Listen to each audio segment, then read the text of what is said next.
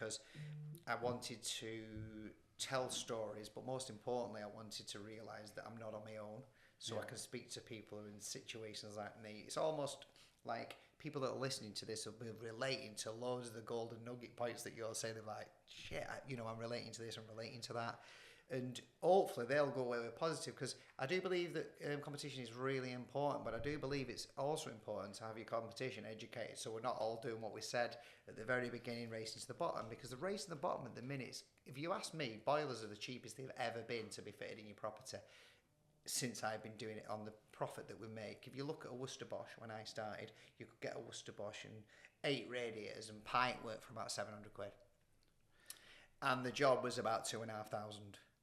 So when you look at that heating system that was 2,500, say it's 5,000 now, your kit's 2,500, your labour's, the money to value on the industry has come down. So when customers say to me, well, it's bloody expensive, yes, it is, but ultimately we don't make the boiler. We've got to pay a lot of money before we even get into the door. And I think that's really important to get out there to engineers and customers, that actually if you Google the stuff, because we encourage people to do that now. So if I'm quoting for a cheaper boiler, we try to fit Worcester Bosch only, but unfortunately we can't. And Worcester are aware of this. They brought the 1,000 out, that does help.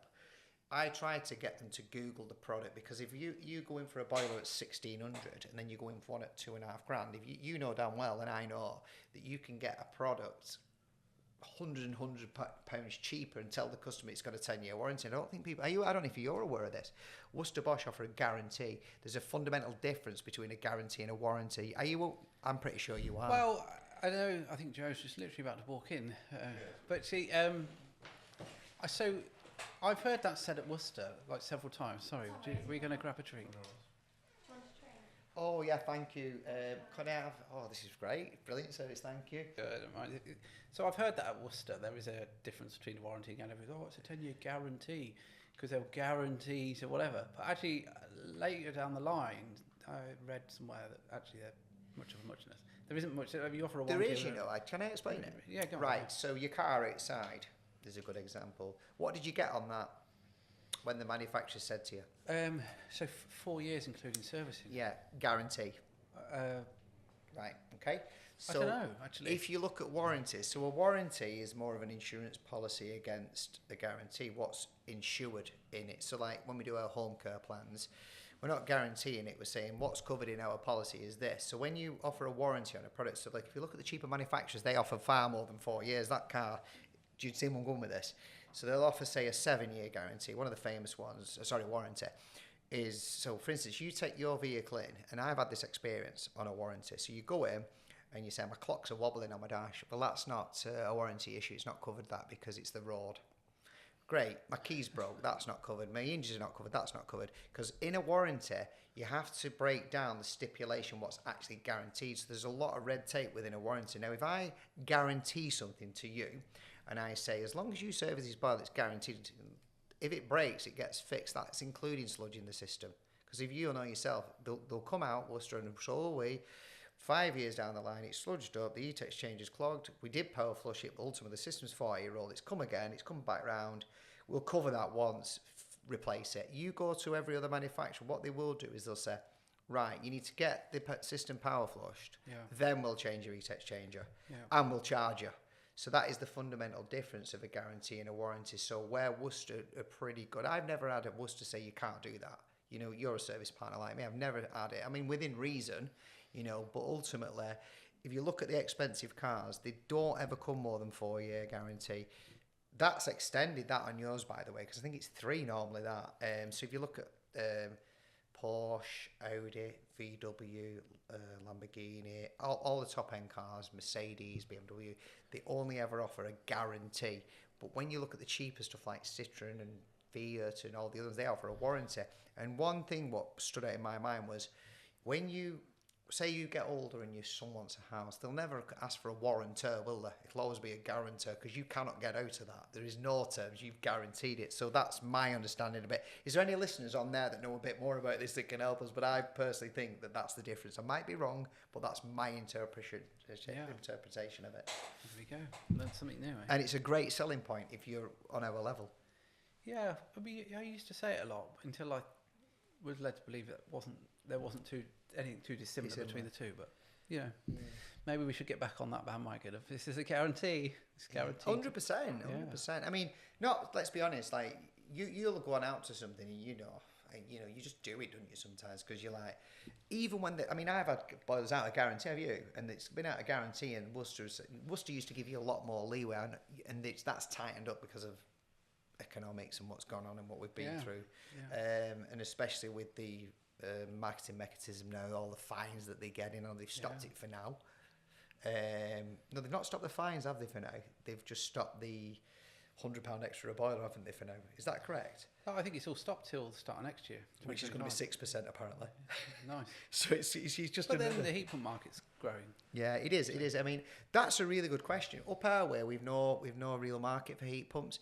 I reckon more down this way, and the more you go south, you've probably got more affluent people that can afford heat pumps. So I do believe gas boilers are going nowhere, especially in the working towns, because you can't put heat pumps in the properties, a lot of them. I believe heat pumps have got the place in the market. I think new build, great idea. I don't think there's anything wrong with it. I'm not so sure if it's for environment or the fact that we need to go self-sustainable. I'm a bit on the fence about that. But I think positively going forward, if you're going to be a heating engineer or a plumber, over the next 10 years is going to be interesting for you, because there's going to be a lot of changes. You mentioned you want to be an electrician. Well, you probably will have to be some sort of electrician. Although I can wire S-plans, Y plans, I can pretty much wire anything. I think they'll start to, you do your gas, they'll probably introduce some other crazy qualification that you've got to have to sustain your heat pump installations. They're safer, aren't they, I suppose? The carbon footprint's less. Well, it's not, I suppose, less at the minute until we get it, getting more and more greener energy coming in. Where do you see the heat pump market being in 25 years? What is your prediction? In 25 years? Mm-hmm. Wow. So I think we're just like in that phase of life of no silver bullet answers there. Yeah. Depending on today. Yeah. Today is a big day. Yeah, well, I don't know. I'm not voting, so it's like... Do you not vote? No. I don't vote. Do you know, I actually don't vote. Interesting that. Yeah, I don't. So today is a big day because the heat pump could all change overnight. Well, it could, and that's the problem with investing so much into a government. Well, Worcester have done it, haven't they? Remember Worcester in 2009? They spent a fortune, and then Worcester are hemorrhaging. All these manufacturers are hemorrhaging cash into this heat pump.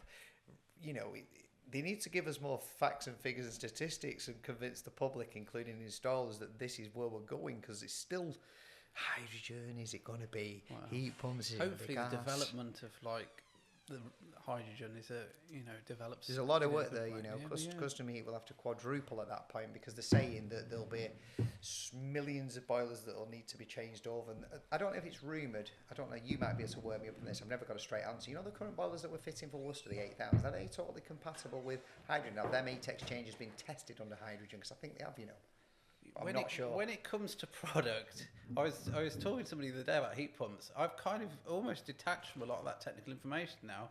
I don't quote anymore. I don't know a lot of that information, so I don't know. I know they were hydrogen blend ready, and they had some issue with some 20%, isn't it? They can do up to. Yeah, roughly. Yeah. But I don't know the technicals personally on it. I've kind of detached from technical. You don't need to, do you? To be fair, you can always ring me at any time you need any advice. I'm joking. I'm sure you have a well-competent person in there, and ultimately, that 25-year comment is you can't answer it, and that's the thing. I think that's the buying into it. I think some of the stuff that they're doing for us to buy into it will probably come out in years to come, that there's not. I mean, I did hear a rumour about a lot of the electric vans that have been purchased by the bigger companies have all gone back because they can't sustain them, because they're only doing 60 mile and the lads are charging, they're taking advantage.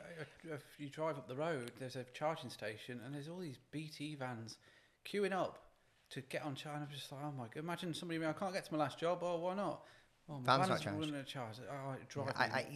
That is another day for another podcast, to be fair. We could absolutely open that up and inside out and probably get in it. And interestingly enough, I am trying to get some manufacturers onto this if I can possibly. I'd love them to come on, and look, I'm not going to start slating anybody, and I am on your side, but it would be good to get some opinions and facts. Maybe not facts, because I don't think anything's factual at the minute. I don't think anything's factual in life, is it really? Because it changes that much and evolves, but ultimately, so you're growing the heat pump side. You did mention the aircon's popped for you. You're doing very well with the air conditioning because we've only relatively gone into that in 2 years and we've only just started to market it. And now we know by outsourcing it to other engineers, we need it in-house now. Yeah, I mean, air conditioning's been a big thing. I imagine in a few years it will plateau. It will level out because... As everyone's doing it. Yeah. Like at the minute, our competition for... Like you quote against a boiler, you've got tougher competition. It's not to say you can't win them with margin and a good salesperson, but with AC, I mean, it's like... Yeah, but you know, if you're ahead of the curve, which you are, and you did say it about price and stuff, that same mindset and method that you've used will work. In my opinion, that will continue to... I don't think you will plateau. I think the competition will come in. Because the thing is, people that are air conditioning engineers, as particularly, have never sold in houses. So they've got in their head, oh, it's $250 for a day, and they're still way behind. Do you know what? You're laughing there because you whine. This is my thing, because a lot of them are subcontracting. Now, that's not bad if you're going to come in and just do a job and get home for 2 o'clock and you're finished. As an engineer, you just turn up, do your job, get your wage and go. That's not bad because you've got no commitment. You just got to fit it, commission it, and I'm off. That's the worry. What I'm saying is because just exactly what happened with the gas. If you get a load of engineers that come into this that have not got any business acumen, there's going to be a definite plateau for a while, but it'll issue loads of problems. You know, it'll come back. Yeah, so you know, I don't know. I mean, our industry generally is saturated with one-man bands, and then we had the COVID boom, and so many people set up on their own. That COVID boom was amazing, wasn't it? You know, I saw that with lads buying vans that were like, you know, 60, 40, 50,000 pound vans, and I'm thinking, oh my God, you're paying £800 a month for that van, you don't even own it. It's all right now, because anybody who started in COVID could have grown very, very easily. Companies not as much, because a lot of the staff were furloughed, but one-man bands particularly. And if you'd laid your staff off because you couldn't get them in work, they was entitled to go and work. And there's nothing we could have done about that. And that was difficult. And it's going on from like taking furloughed staff through to the back. We got such a demand off the back end of COVID. We had to come back in earlier. We planned to have that 1 month. Then we said, oh, you better stay at home for another month. So, and then we were ringing lads up saying, actually, can you come back in? So they got bored, didn't they, as well? Well, yeah, a little bit. So we obviously... How many outside taps did you fit in that boom? We fit loads. Loads and loads and loads. I couldn't believe it. But it created a fake high. COVID created a fake high in the construction industry, and we'll now feel the backdraft of that, I think, for a year or two. Because... Survive for 25, they're saying, aren't they, in the construction industry? Yeah. All the work that you'd ordinarily have done over the next few years has been done in the last 2 or 3. And, you know, a lot of businesses are quiet, and a lot of people are set up on their own. They're probably looking around for work. Funny you should say that. One of the lads who we subcontracts to us, he's looking at coming back, and we're looking into it with him. But it's crazy because it was great. I think everybody at some point needs to go on their own to realise that it is a lot more difficult. You see, some lads are left and they've gone and subbed to someone. I don't really consider that going on your own. Because all you're just doing, you've still got to turn up at a time and finish at a time, do a certain amount of work. Somebody's telling you what to do. I don't think if you go on subby to one of the nationals, it's really going on boxed or something. You're just really going on your own. Going on your own is when you go out and you market yourself to somebody. Can you imagine working for Box? I mean, can you imagine, right, getting some of these lads to get 400 quid a day, I think it is. Now, if you look at the hours, what they do, so for instance, I might get a job, and how it works apparently, this isn't because I don't know Box's model, I just know what engineers saying, that might not be truthful, but ultimately, you'll get a job that might be 2 hours away. You can't turn that job down because they'll stop giving you work if you just box it locally. So your diary could be that. So you're getting up 2 hours before you get to it. You get into an area with your kit. You don't know the area. So you get there. So you've set off at, say, you know yourself, a boiler swap, you need to be in and out. So say it's technically, if you do the job right, you should be in house probably about 5 to 8. Very, very, very minimum 5. It's dead easy, or 8 hours. Do you agree with that? Yeah. So to get all your process done. So they're setting off in a morning on hitting that traffic, so they say they've got to get to a specific area. Like I came down from Peterborough to here, we flew here, but we set off I think at 6:30. That got us an hour. So if you're travelling 2 hours, you'd have to get up at 5:30. So they get to you at 8 o'clock. They get there, something kit's wrong. Right, where's nearest merchant? Right, find nearest merchant. They go out to do that. They finish say at 3 o'clock. They hit prime time traffic that then doubles, takes them 4 hours to get away. So technically, this £400 a day, what they're getting isn't £400 a day, because they've got roughly about, if you're travelling 2 hours, you've got roughly 80 quid in fuel, haven't you? Yeah. And then take that of it, take your CIS of it, take your employers, your national Your insurance, contributions, take your holiday time sick out of it, you're sick, you're probably looking at there less than employment wage. Because some of these ETED engineers out there, myself included, and you probably did, insolvent we're talking about here, where I was making money, but I was doing 100 hours to make that money. Now, if I'd gone and got a job at Tesco's, now is it £11.44 now or something an hour? Yeah. At Tesco's, that means I'd have been on over £1,000 a week. So my point I'm trying to make is that some of these guys, they're going into the pub and earning this, but realistically, they're giving the time up for it. They're giving you mentioned it about a brain surgeon, a plumber, whatever you can earn. If you can earn £100 as a plumber every single hour, you're smashing it, in my opinion, if you can actually earn that yourself. Because out of every £100, we probably only see about 10 quid, 15 quid, and you're probably the same. So ultimately, it's levels, isn't it? So I think going on your own. Yeah, but I think for some people, it buys them a work-life balance. And I think work-life balance for some people is really important. And if you're financially secure and you're quite stable, that going and doing 3 days of box and having an intense 3 days, but then having 2 days to yourself, 4 days, what it would be to yourself. What you're saying buys is it freedom. I get you. So it fits a certain type of people. But if you're looking to scale a business, going to these nationals is the wrong move. Yeah. You've really got to focus. I did a podcast about that, actually. Yeah, I did one about that. And I weren't being offensive, but I mean, when Box first came out, it was a bit annoying. Because obviously, I know the full story behind it. I don't know why you get annoyed. What's they get annoyed about? Just let them get on with it. They appeal to the jobs that I don't even want. You're correct. And I'll tell you what it was. It's the fear of missing out. It's your mindset going back. Now, where I am now, I'm not bothered. But then I was. Because basically, you're absolutely spot on. You was way more ahead of me at that point. Whereas I said to you, 2018 is where I was like, hang on a minute. So you've got to concentrate more on what you're doing, and because you can get obsessed with things that are going on around you, and that's a big problem. If you're trying to push a business forward and you're obsessed, you spend all that negative energy on that. And I've done it. I have done that. I've done that, with people that have left me and people that have come, and I consider myself as a lot different person than I was in 2018. That's when I started to change. I started to think, oh my God, and look at things differently and how things work. And you've obviously done that a lot. And that's why you're more successful, to be fair, because you've already recognised that a lot earlier.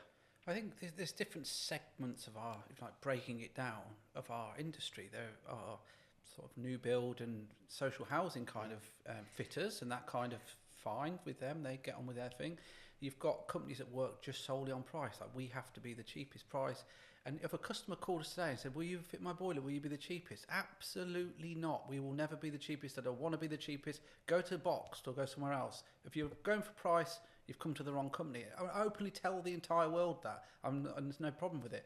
And then that's the strength in your brand. Yeah, and then you have the mid-range and the upper. And we appeal for rural detached properties. We do a lot in the Cotswolds. We do a lot in the Southwest. Our appeal is more doing things, more involved project. We do a lot of combi swaps. We did 2,500 boilers registered for our gas safe last year. Boom! Yeah. Give you congratulations. That's 2,500. Yeah. And you think as well, just combi swaps, or mixtures, conversions, boilers, and things. Yeah. And you think as well that all of them are private domestic customers. They're not like. It's not social housing contracts. Well, you've got actually there, and you've just replicated another few engineers with 2,500 services. Yeah, well, that's the other thing off of the back of it. So I hate the type of sales mentality where they say, oh, this person doesn't want to go ahead for a price. I bet in most cases it's got very little to do with the price. Oh, this customer doesn't want to go ahead because this other person's £200 more. I'm like, if you can't sell a job for £200 more and get our values across, then you really need to go back to selling school. Do you know you've said that? It's funny, I don't know if Izzy's listening, but ultimately, he's on it, this guy.